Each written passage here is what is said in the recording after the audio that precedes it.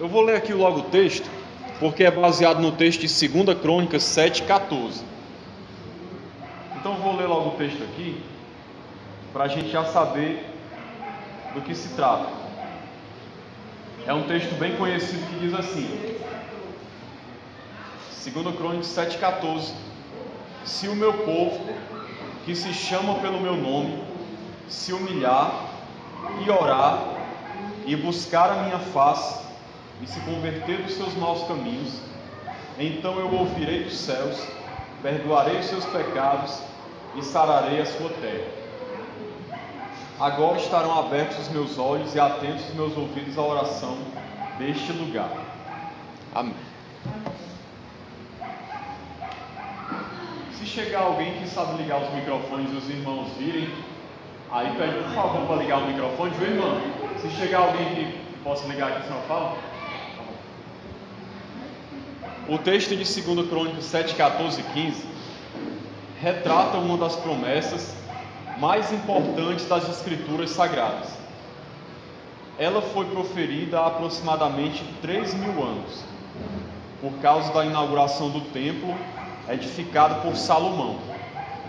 A festa durou 22 dias. Então, essa resposta aqui de Deus, esse texto que a gente leu, foi Deus falando, respondendo à oração de Salomão quando foi na inauguração do templo. O templo que ele construiu, ele fez uma oração e Deus respondeu essa oração, que é o que está registrado nesses versículos que a gente acabou de ler. Ao final, Salomão mandou o povo para suas casas e ficou só no seu palácio, pensando como seria o seu reinado, tendo a presença física do templo, casa de Deus em Israel. Então Deus dirigiu ao rei Salomão estas palavras. Deus estava revelando uma coisa muito importante para o rei Salomão. Deus estava prometendo curar a terra, isto é, restaurar a nação, como resultado da oração. Isto nos ensina que assim como uma pessoa ou uma família pode adoecer, uma nação também pode ficar doente. Isto não tem nada a ver com a economia. É possível a economia de uma nação ir muito bem, ao mesmo tempo em que esta mesma nação afunda na violência, na corrupção, na mentira, na injustiça. É interessante esse ponto que ele falou aqui agora, para a gente entender uma coisa importante. Porque às vezes as pessoas pensam e analisam que uma nação está bem baseado só no critério econômico. Assim, é uma nação desenvolvida, de primeiro mundo, então é uma nação abençoada por Deus, é uma nação que está bem aos olhos de Deus. Não necessariamente, porque a economia é um dos critérios que você pode avaliar uma nação. Muitas dessas nações que são prósperas economicamente, como as nações da Europa, até mesmo os Estados Unidos, Japão, são países de primeiro mundo. Mas quando você vai olhar a vida do povo lá, muitas vezes são nações cheias de ateus, pessoas que não acreditam em Deus, pessoas que acreditam em religiões pagãs, nações que vivem na imoralidade, que não respeitam os princípios cristãos, que não estão nem aí para Deus, mas são prósperas economicamente, tem uma boa educação, uma boa saúde, o povo vive bem, ganha bem, mas espiritualmente falando e moralmente falando, são uma miséria.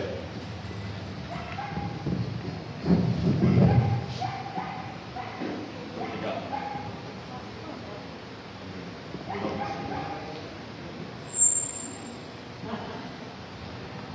Agora fica melhor. Então deixa eu continuar. O critério para diagnosticar a saúde de uma nação não será apenas econômico. É claro que a economia é um critério importante para a saúde de uma nação que se preze, mas nunca será apenas um único, como eu falei. A questão é quando uma pessoa adoece, é preciso procurar um médico, tomar remédio, fazer cirurgia, fazer terapia. fazer o necessário para recuperar a saúde. Mas o que é que a gente precisa fazer quando a nação inteira adoece? Que remédios precisam ser tomados? Que medidas terapêuticas precisam ser adotadas? E ainda mais, quem serão os agentes da cura? É sobre isso que a gente vai estudar para responder essas perguntas. Quando uma nação inteira está doente, qual é a principal medida a ser tomada? O que tem que ser feito, primeiramente? Uma vez eu estava tendo uma conversa com uns colegas meus, que não são cristãos, e o ponto era exatamente esse, porque eles estavam defendendo que basta você ter uma boa educação, um bom governo, e ter emprego, estar bem economicamente, é o bastante para uma nação ser uma nação próspera e abençoada. Mas na verdade existem coisas muito mais importantes. A questão espiritual é muito mais fundamental, e as coisas espirituais não se resolvem com investimento na economia, na educação ou saúde, não. Coisas espirituais se resolvem espiritualmente. Então vamos continuar aqui, a gente vai compreender melhor. Só lembrando que se os irmãos quiserem perguntar alguma coisa, o tempo é corrido, né? A gente tem só uns 45 minutos, mas quem tiver alguma dúvida pode perguntar, não fiquem encabulados não. Vamos ao texto. A primeira coisa que quero chamar a sua atenção é para o fato de que esta promessa se inicia com uma convocação dirigida exclusivamente para o povo de Deus. Deus diz: se o meu povo, que se chama pelo meu nome, é o texto de 2 Crônicas 7,14, para quem perdeu a leitura, que foi o texto que a gente leu, onde Deus fala isso, né? Se o meu povo, que se chama pelo meu nome, se humilhar, orar e me buscar, então eu ouvirei dos céus, sararei a sua terra, perdoarei seus pecados. E ele começa dizendo: se o meu povo. Então ele está dando uma condição aqui para o povo dele. Ele não está falando para as pessoas de maneira geral, ele falou para o povo dele. A pergunta é: quem é o povo de Deus? Quem está incluído nesta convocação? Há muitas tentativas de responder esta pergunta. Para alguns, o povo de Deus é Israel, para outros são os católicos, outros ainda responderão dizendo que são os evangélicos. Há ainda aqueles que dirão que são os pobres. Essa é uma questão interessante da gente entender. A gente não vai ter muito tempo para se aprofundar nisso, mas compreender quem é o povo de Deus. Falando hoje, atualmente, quando se fala povo de Deus, quem é esse povo? A que corresponde o povo de Deus? Como ele pergunta aqui, será que é o povo de Israel, os católicos ou os evangélicos? Ou os pobres, como ele fala aqui? Eu vou fazer uma pesquisa rápida aqui com os irmãos, gostaria de ouvir a opinião de vocês. Eu vou pedir para levantar a mão quem achar que é essa alternativa que eu falar, né? Respondendo aqui as opções que ele colocou. Quem acha que o povo de Deus, falando nos dias atuais, a gente sabe que nesse texto aqui ele estava falando para Israel, isso aqui é óbvio, né? Mas eu estou falando do povo de Deus hoje. Quem é o povo de Deus? É Israel? Alguém acha que é Israel ainda? É o povo de Deus, é Israel? Ninguém? Pronto. São os católicos, como afirma o Papa, é a igreja verdadeira, a única igreja. Creio que ninguém acha isso aqui também. São os evangélicos. Você pode dizer que o povo de Deus são os evangélicos? Ninguém crê nessa. Então quem é o povo de Deus? Quem pode dar uma resposta aí? Como é que você sabe quem é o povo de Deus? Pode. Amém, glória a Deus, exatamente. Todo aquele que foi salvo por Cristo, como o pastor respondeu, lavado, comprado pelo sangue de Cristo, que creu nele, esse é o povo de Deus. Por que a gente não pode identificar o povo de Deus como sendo exatamente os evangélicos? Exatamente. Dentro do meio evangélico, existe o joio, como a irmã Laurice falou. Existem pessoas que não são convertidas, não foram alcançadas por Cristo, mas estão no nosso meio. Então nós não podemos cair no mesmo erro da Igreja Católica. Porque qual é um dos pensamentos da Igreja Católica? Fora da igreja não há salvação, ou seja, a salvação está condicionada a você pertencer à instituição chamada Igreja Católica. Se você estiver lá, você é salvo. Se você não estiver, você não é. Antigamente havia um preconceito muito grande, uma rejeição muito grande aos crentes, como se diz. Então é isso, irmãos. Só que já diminuiu muito. Antigamente a gente era até apedrejado, perseguido. Hoje em dia já amenizou bem mais, Mas ainda tem, com certeza. Então esta mesma pergunta também foi feita para Jesus. Mateus diz que Jesus estava falando para uma grande multidão, quando sua mãe e seus irmãos tentaram se aproximar dele. Como não era muito fácil ter acesso a Jesus, nem mesmo para a sua família, alguém se aproximou do mestre e disse: E alguém lhe disse: tua mãe e teus irmãos estão lá fora e querem falar contigo. Ele, porém, respondeu ao que lhe falava: quem é minha mãe? Quem são meus irmãos? E apontando com a mão para os discípulos, disse: aqui estão minha mãe e meus irmãos, pois quem fizer a vontade de meu Pai que está no céu, este é meu irmão, irmã e mãe. Ou seja, o meu povo é aquele que crê em mim, que é meu discípulo, me segue e faz a minha vontade. Esse é o meu povo. Eu sei que a aula não é sobre isso, mas deixa eu fazer só um esclarecimento sobre esse texto aqui. Vocês sabiam por que a mãe de Jesus e os irmãos dele estavam naquele momento ali, naquela casa, procurando por ele? Só por curiosidade. Por que eles queriam falar com Jesus? Quem lembra? Que é um detalhe do texto que muitas vezes escapa, a gente não presta muita atenção.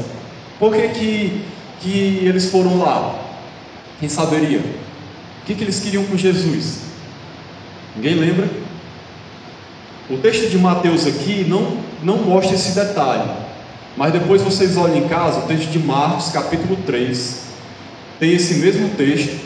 Aí um pouco antes fala que os parentes de Jesus achavam que ele estava fora de si, estava louco, e saíram para o prender. E aí logo depois chega Maria e os seus irmãos. Eram esses parentes que o texto estava falando, que achavam que ele estava louco. Então a própria mãe e os irmãos dele foram lá naquela casa, naquela hora, porque queriam levar ele para casa. Estavam pensando assim: vamos buscar ele lá porque ele está louco, endoidou e está surtado, e a gente tem que tirar ele dali, prender ele em casa, sei lá, fazer alguma coisa, porque senão ele vai fazer alguma besteira. É mais ou menos isso que estava acontecendo, só por curiosidade. Antes de Jesus, as escrituras sagradas apresentam como povo de Deus todos os descendentes de Abraão. Sendo assim, o conceito de povo de Deus tinha a ver com etnia, com descendência, com árvores genealógicas. Mas, isso aqui é importante, a partir de Jesus, o conceito de povo de Deus passou a ser percebido de outra forma. Jesus disse que povo de Deus é todo aquele que faz a vontade do Pai.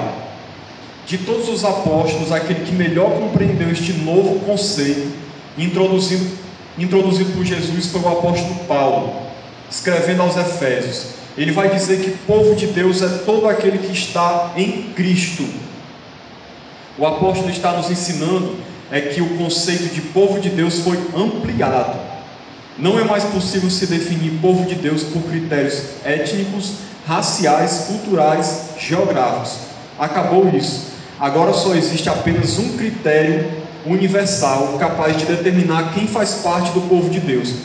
Que critério é esse? Esse critério é Cristo. Quem está em Cristo faz parte do povo de Deus. Deixa eu ler um texto aqui para vocês, para mostrar isso bem claramente. Efésios 2:15.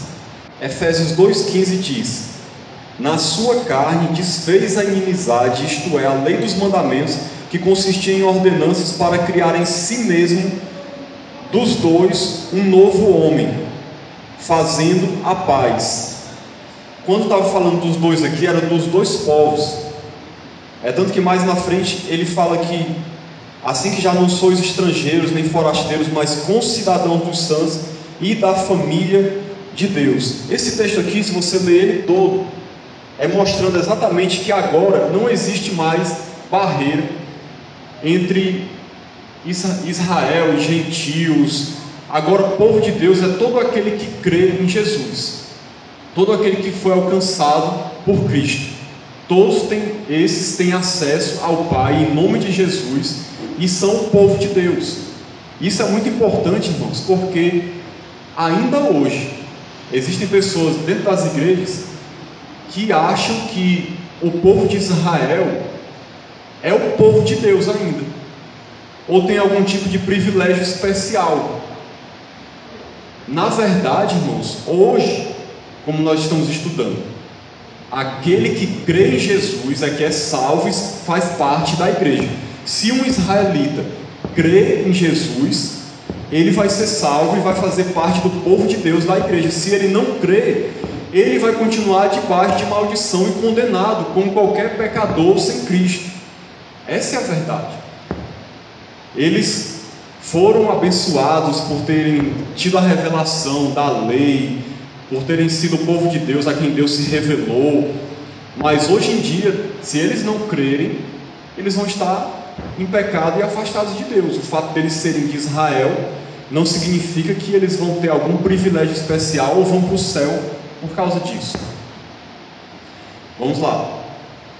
Quando a nação adoece, todo aquele que está em Cristo é chamado para, primeiro, humilhar-se. Se o meu povo, que se chama pelo meu nome, se humilhar. Humilhar-se é o primeiro passo que todo aquele que está em Cristo precisa dar, a fim de que uma nação seja restaurada. Foi a primeira coisa que Deus falou, aqui. Se o meu povo se humilhar. E o que é se humilhar? Se humilhar é admitir seus pecados e erros. Humilhar-se é se despir de arrogância, é se despir do orgulho. Então, meus irmãos, se humilhar nada mais é do que você se quebrantar diante de Deus, se arrepender profundamente dos seus pecados, reconhecer as suas falhas e assim clamar por misericórdia, por perdão. E por que nós somos chamados a nos humilhar? Porque muitas vezes nós pecamos e o nosso pecado ofende o caráter de Deus, e Deus é santo, e nós precisamos nos colocar diante dele em humildade, clamar por misericórdia, por perdão. Você vê alguns exemplos na Bíblia disso, só para ilustrar. Veja Davi, quando ele pecou, e depois quando ele caiu em si, quando o profeta Natan falou com ele. Se você olhar o Salmo 51, você vai ver o registro da humilhação de Davi, como ele se quebrantou diante de Deus, como ele se humilhou reconhecendo o seu pecado. Veja outro exemplo, Pedro negou a Jesus 3 vezes, mas diz o texto que quando Jesus olhou para ele, depois que o galo cantou, depois de ele ter negado as 3 vezes, ele saiu e chorou amargamente. O que significa isso? Humilhação, quebrantamento. Ele sentiu uma dor tão grande por ter pecado, que ele chorou, e ali com certeza pedindo perdão a Deus, se sentindo horrível por ter pecado contra Deus. Eu vou ler aqui um texto para vocês que ilustra bem o que é humilhação, para a gente entender o que é humilhação. Esse texto está lá em Tiago, capítulo 4, diz assim: chegai-vos a Deus, e Ele se chegará a vós. Limpai as mãos, pecadores. Essa carta foi endereçada para a igreja. Por que ele está chamando de pecadores? Na verdade, ele está falando aqui com a comunidade de cristãos. Haviam pessoas no meio dessa comunidade que estavam pecando, vivendo em pecado, fazendo coisas abomináveis, e que precisavam se arrepender. É para esse povo que ele está falando aqui. Então ele diz: limpai as mãos, pecadores, e vós de duplo ânimo. purificai o coração, senti as vossas misérias, lamentai, chorai, converta-se o vosso riso em pranto e o vosso gozo em tristeza, humilhai-vos perante o Senhor, e Ele vos exaltará. Em outras palavras, irmãos, fechando esse ponto, nós precisamos ter essa atitude na nossa vida. Se nós estivermos buscando uma restauração pessoal nossa, espiritualmente falando, diante de Deus, se nós estamos buscando uma restauração, querendo ser pessoas melhores, ou se nós estamos buscando a restauração do povo em que nós estamos, nós temos que nos humilhar, reconhecer o nosso pecado, as nossas falhas. Por que esse ponto é importante da gente compreender? Porque existem muitas pessoas, infelizmente, irmãos, que não praticam isso. Elas pecam de novo, continuam no pecado, sabem que estão pecando, são advertidas pela palavra, pelas mensagens, às vezes por irmãos, mas continuam no pecado, não tem temor, não tem reverência a Deus. É como se não estivesse fazendo nada, o coração está endurecido, espiritualmente falando, está como se estivesse morto. E isso é uma coisa, irmãos, abominável, principalmente para quem se denomina cristão e frequenta uma igreja. Nós precisamos ter essa atitude de se humilhar. Eu pergunto para você, precisa responder: qual foi a última vez que você praticou isso que está nesse texto aqui? Que você pecou e você chorou diante de Deus, pediu perdão aos prantos, clamando por misericórdia, se sentindo mal pelo que fez, se sentindo horrível por ter falado aquilo ou por ter feito aquilo. Às vezes nós fazemos as coisas e continuamos como se nada tivesse acontecido, e às vezes nem nos arrependemos. E nós temos que ter cuidado com isso, porque se nós queremos restauração, humilhação é o primeiro passo. E outro detalhe importante da gente compreender, que se nós estamos buscando a Deus e nos humilhando diante dele, se arrependendo dos nossos pecados, nós também temos que nos arrepender e tentar nos reconciliarmos com aquele a quem nós ofendemos, contra quem nós pecamos, pedir perdão àqueles que nós ferimos, magoamos com palavras ou com atitudes, porque Deus diz também que se alguém vai até Ele, Jesus fala sobre isso, se alguém vem ao altar com a sua oferta e se lembra de que tem alguém que tem alguma coisa contra ti, ou seja, em outras palavras, você fez alguma coisa com a pessoa tem alguma coisa contra ti, vai, se reconcilia com ele, depois traz a tua oferta. A humilhação envolve isso, reconhecer o erro, pedir perdão a Deus, pedir perdão a quem a gente feriu, a quem magoou, a quem a gente fez mal. E ainda tem um outro passo que muitas vezes as pessoas não fazem, que esse é mais raro ainda, que é a restituição. Às vezes as pessoas prejudicam as outras, mas não fazem nada para consertar o erro delas, seja em que sentido for, financeiramente ou emocional, ou alguma coisa que você deixou de fazer e devia ter feito, conserte. Então humilhação é fundamental, irmãos. Humilhar-se é saber que a resposta que buscamos não virá por causa das nossas virtudes, mas sim por causa da bondade de Deus. Segundo, depender de Deus e orar. Além de humilhar-se, o povo de Deus precisa orar. Orar é pedir ajuda, porque só ora aquele que sabe que depende de Deus. Quem não tem essa consciência não ora. Agora, como devemos orar? Ele vai citar aqui 3 coisas. Primeiro, precisamos aprender a orar por todas as coisas. O apóstolo Paulo, escrevendo aos Filipenses, vai dizer: não andeis ansiosos por coisa alguma, pelo contrário, sejam os vossos pedidos plenamente conhecidos diante de Deus por meio de oração e súplica com ações de graças. Filipenses 4:6. Isso significa dizer que não há nenhuma área em nossas vidas sobre a qual possamos proclamar autonomia em relação a Deus. Não existe nenhuma dimensão da nossa existência que deva ficar de fora da nossa vida de oração. Ou seja, orar por tudo, por todas as áreas da nossa vida, por todo o nosso ser, todo tipo de prática, de atitude, de pensamento, colocar tudo diante de Deus, todo o nosso ser, toda a nossa vida, buscar uma restauração completa. É isso que ele está falando. Segundo, precisamos aprender a nos submeter à mediação de Jesus.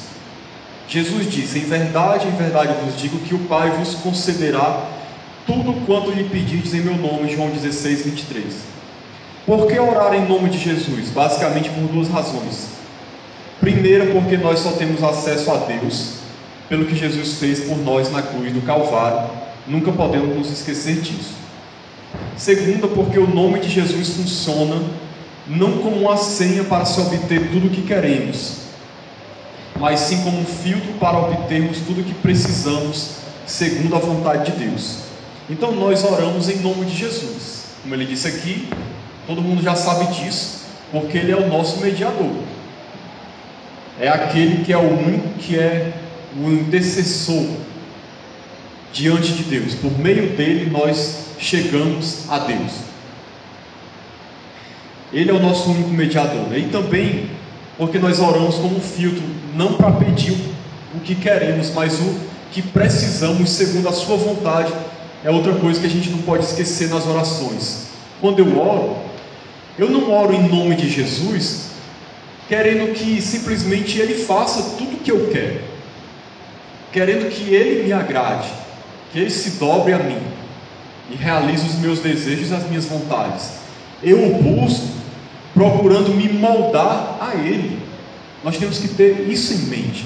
Quando eu estou orando a Deus em nome de Jesus, não é para tentar manipular a Deus como se Deus fosse um ídolo.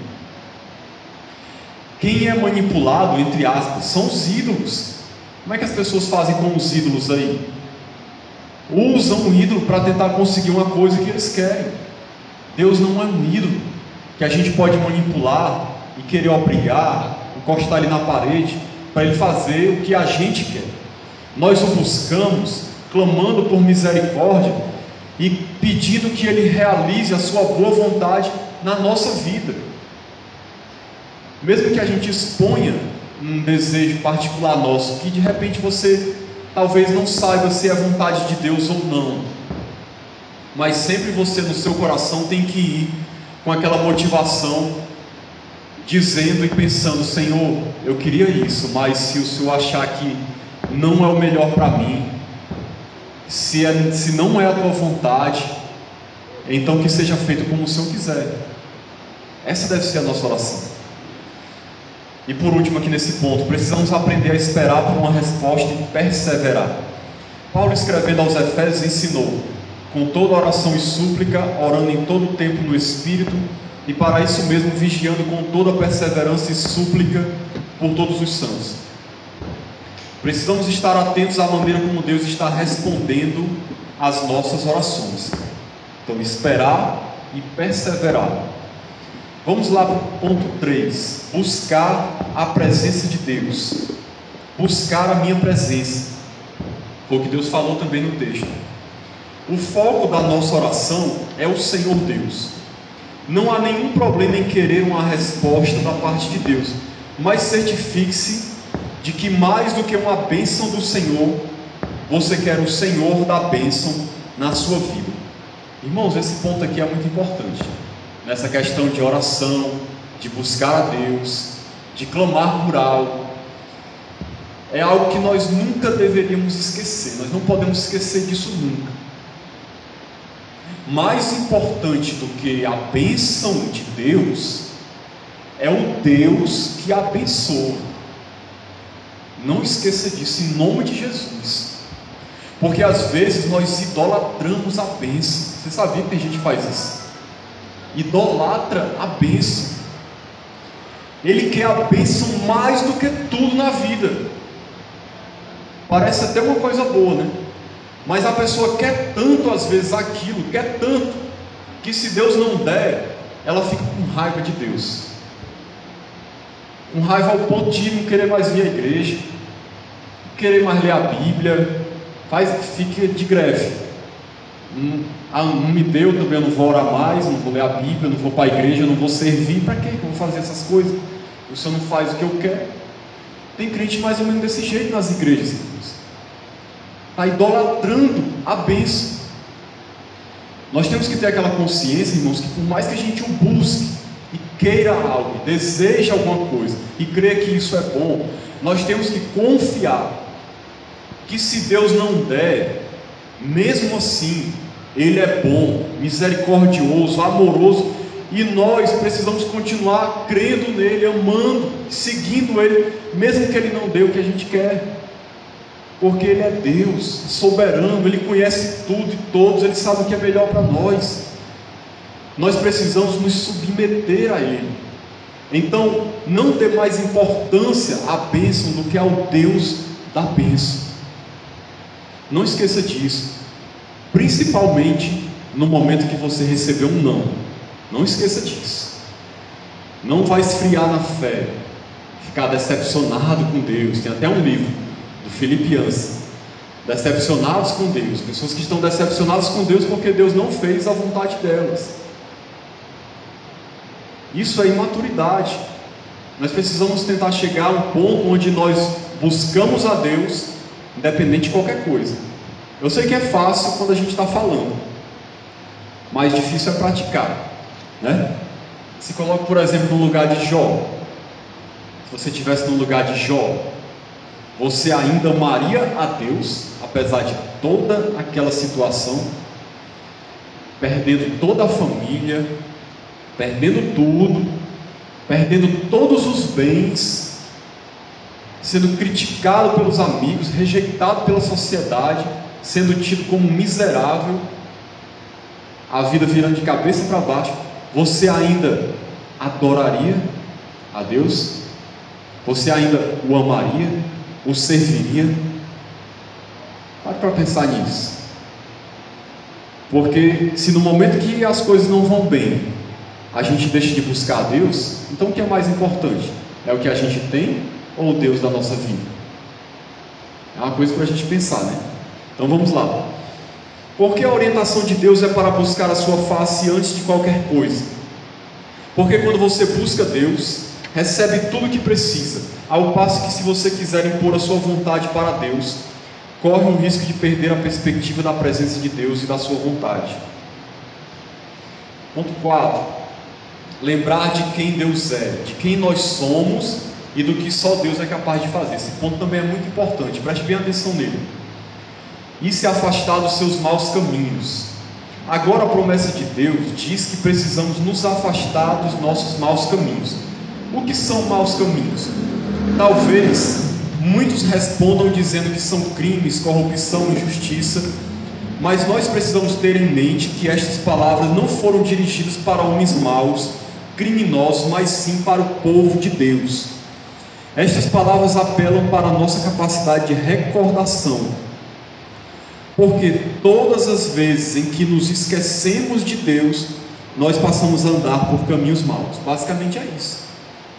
Quem é que anda por caminhos maus? Quem esqueceu de Deus, quem deixou de ter Deus em mente, de priorizar Deus na sua vida, de colocá-lo como aquele que é mais importante. A partir do momento que você perde o foco de Deus, deixa de andar com Ele, você passa a andar em caminhos maus. Mesmo eu sendo cristão, irmãos, pode acontecer? Pode. Os cristãos que às vezes esfriam na fé, se afastam de Deus e começam a viver no pecado. Isso sempre aconteceu durante a história e vai acontecer sempre. E aí às vezes nós precisamos cair em si, como Pedro caiu em si, percebeu o seu erro e se arrependeu. Às vezes nós perdemos a perspectiva, perdemos o foco, deixamos de olhar para o nosso alvo e passamos a andar em maus caminhos.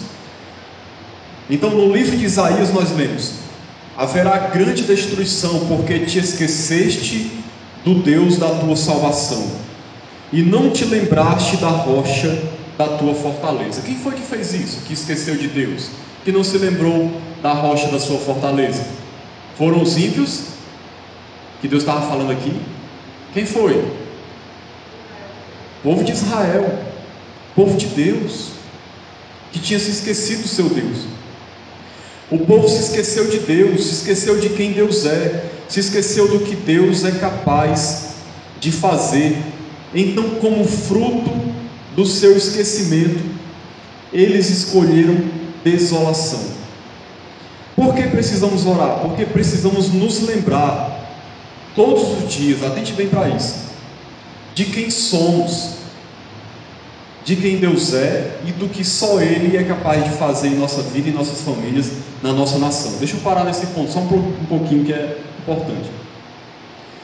Não podemos esquecer, irmãos, de quem nós somos, porque a partir do momento que a gente esquece quem nós somos, nós nos afastamos de Deus. Se você esquecer que você é uma pessoa carente, necessitada de Deus, da misericórdia, e o orgulho começar a subir ao seu coração, a partir desse momento você começa a se desviar, porque você começa a achar que não está precisando mais de Deus, que não precisa orar muito, que não precisa ler a Bíblia, porque você já é muito bom, já é muito espiritual, então não precisa muito dessas coisas não. Você começa a se afastar a partir do momento que você esquece de quem você é.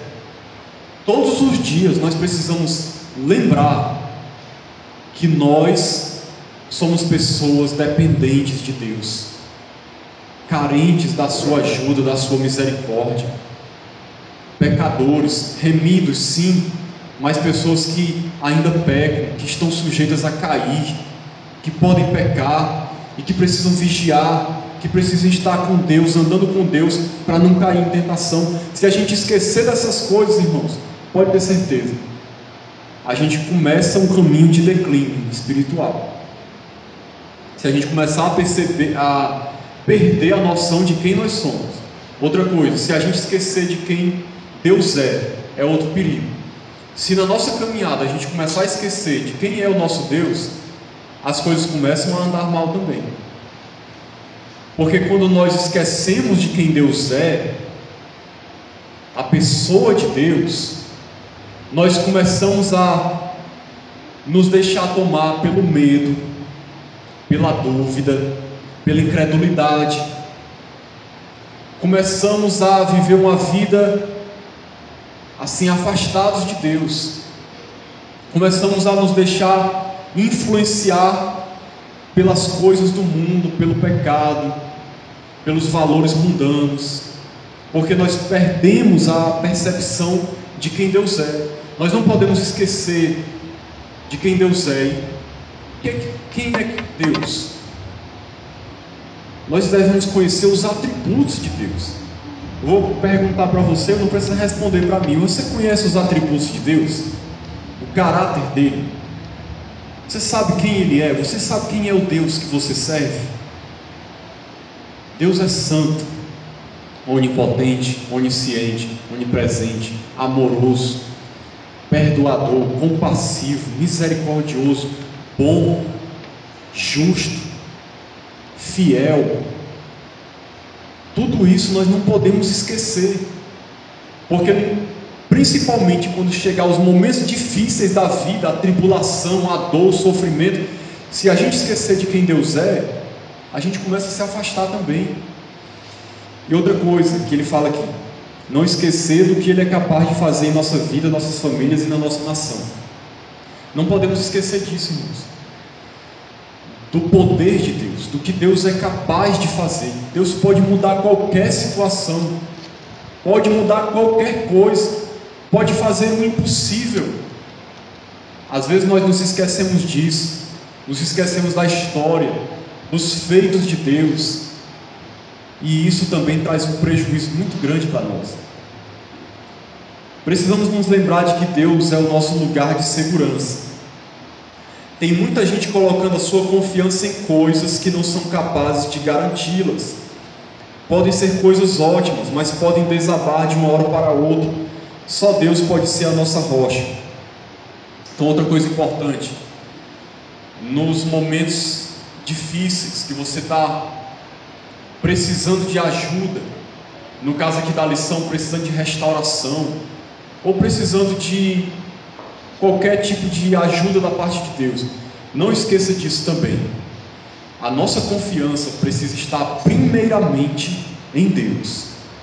A partir do momento que a gente tira a nossa confiança de Deus e coloca nas coisas ou nas pessoas, nós estamos causando um prejuízo enorme a nós mesmos.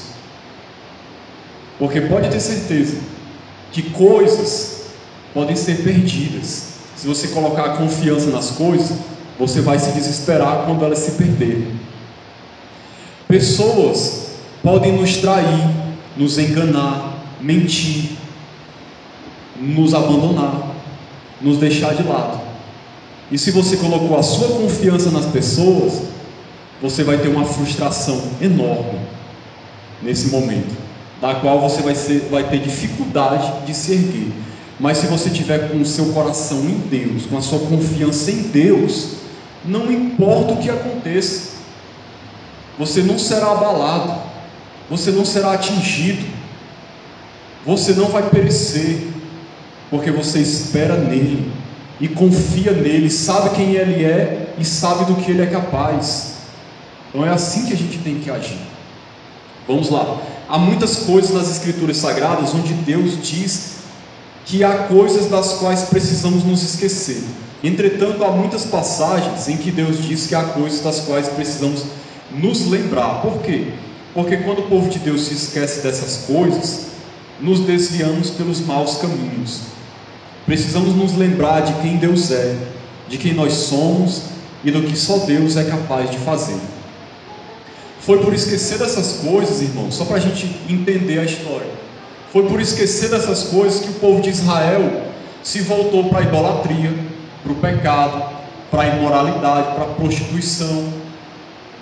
E na hora de buscar ajuda, muitas vezes foram buscar ajuda, sabem quem? No Egito.